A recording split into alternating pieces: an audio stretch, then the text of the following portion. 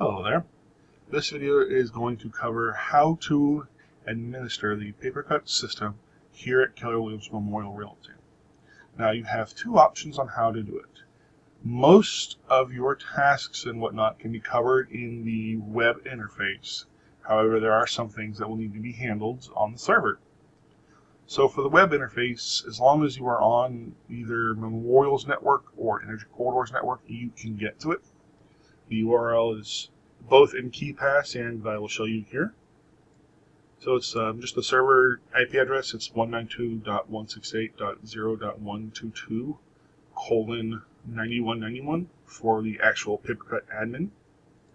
For the mobility print, it's the same IP address, but it's, the port number is different. It's 9164. You should never see this number changed as far as published to 1. There should only ever be one printer published, and that's going to be the Papercut queue, the master queue. All these other ones need to be turned off. By default, if it detects a new printer has been installed, which it does every 30 seconds or so, just make sure you come in here into the mobility print and unpublish it.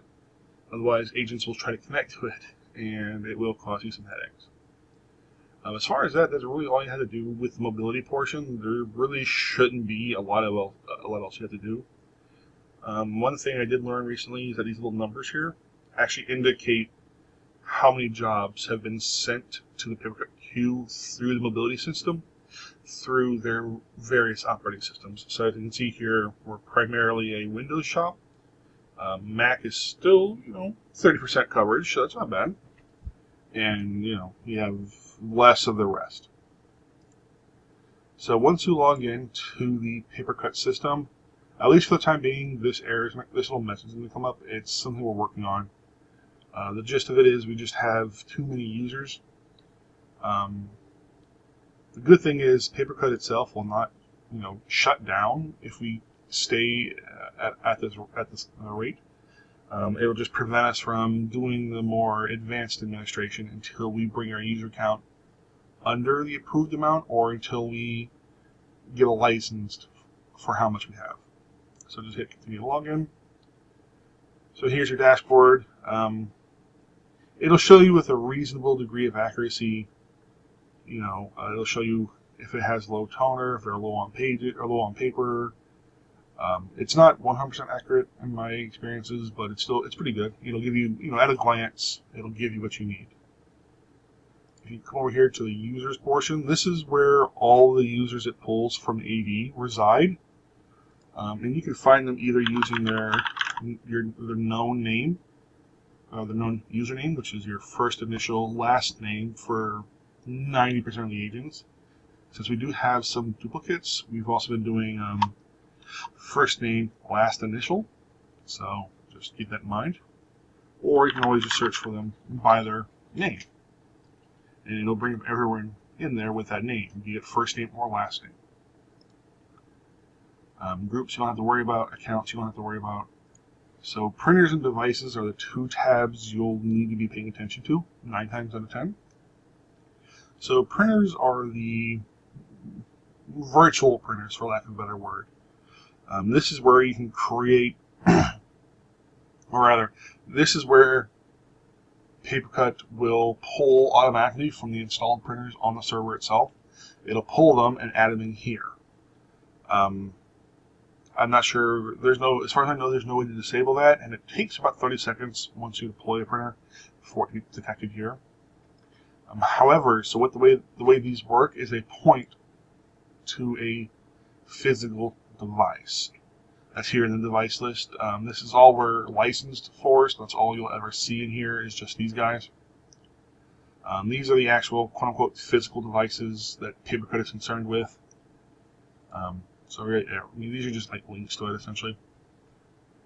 So if you have a problem with a printer, what I would recommend doing is going into the admin portion, going to printers, and finding the problem child, Lingham Creek Copier, for example. And here it'll tell you where it's hosted, what its make and model is, even its serial number, IP address, its toners. You can get update if you want to, and it will give you again pretty decent accuracy, but again, it's not, it's not the end all be all. Just check. So coming down here, you can actually enable or disable the copier. You can do it for, like I showed here, for 10 minutes, 30 minutes, hour, etc., etc. Just if you want to disable it so you're testing it, you can prevent people from being able to use it or see it. The queue type here is one problem that you may have, and that is, so if the printer you've selected is an actual physical printer on the network, just make sure that the queue type points to the physical device. So this will point to this device over here. For the shared, and this other option I'll show you in a second, it's how you do the shared queues. This checkbox needs to be checked for the shared queue. However, for the individual printers, it's not checked. What this is this is the little option that tells the printer to, when it receives a job, to sit and hold the job until the end user comes and retrieves it. All the rest of this, just leave as is. Again, just keep leaving as is, just leaving as is. If you make any changes whatsoever, regardless of what you're doing, you have to hit apply, and then you have to hit OK. If you hit just OK, it actually won't apply it. And with some changes, if you hit OK without applying it, it'll actually yell at you for a little bit. And then you have to hit apply and then OK. So here is the main queue. It's our universal queue or master queue or whatever that we have here at Code Memorial Realty. When you go to click on it, you'll see that it for whatever reason, it retains the old information. This is not accurate, so don't worry about it. It doesn't matter.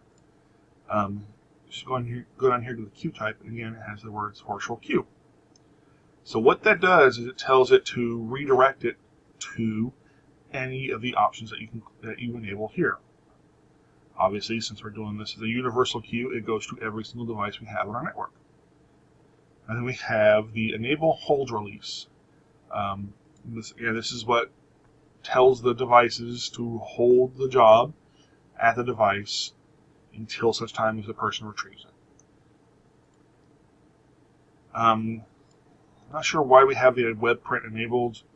I believe it was a feature we were testing, but we haven't fully rolled out yet. But anytime, make sure it's checked. And if not, check it. And if it is, just leave it alone. And scroll down, and then that's it. Now, one more thing I'm going to go over before I end this video is if you want to give someone the ability to retrieve your jobs for you, such as if you're testing, for instance, what you'll do is you'll have to go to the Users tab and look up the user that you want to give permissions to. So in the instance, I would want to give it to Christopher. So I'd open up their account, and you can scroll down a little bit, and you can hit this checkbox. Just allow this user to release jobs printed by others. And here you just put in the person's username. You have to know their username. If you try to type in Robert Osborne, for instance, it'll error out and yell at you for a while, and nothing happens. One last thing is here you can actually see we have RFID building access cards that we've assigned to most of the agents. They are able to use that to log into the copiers to authenticate, so as opposed to typing in their information every single time. They just beep the card. Here's where you can see the actual card number that is stored. If you want, you can blank it out, or you can even assign a secondary card to them if they happen to have two cards they want to use. But the catch with this is when you go to the machine and you do what's called a self-assign, meaning you type the card in and you want to register it at the machine itself, it will only ever populate this first field. So his card number is 9447. Now if he tries to assign his smartwatch, which is RFID, it'll ask him who he is, and when he assigns it to himself, it'll actually blank this out and replace it with the smartwatch. So what my recommendation would be is, in that instance, we could take his building access card, drop it down to the secondary, and then he can self-register with his watch, and then there you go. Now you can have two. We have not really advertised that to agents simply because that's going to be a massive headache, a lot of work, because there's no way to automate that system. That's really all I can think of as far as the web portion. So let's say you have problems that can't be covered in the web portion. So what you'll do is you just open up Remote Desktop. And you want to go to 192.168.0.122 and connect to it. So this doesn't matter to the Papercut system. However, this is a virtual machine. It's not actually a physical device. It's hosted somewhere else. It's actually hosted on 192.168.1.206. That's where you can find its host.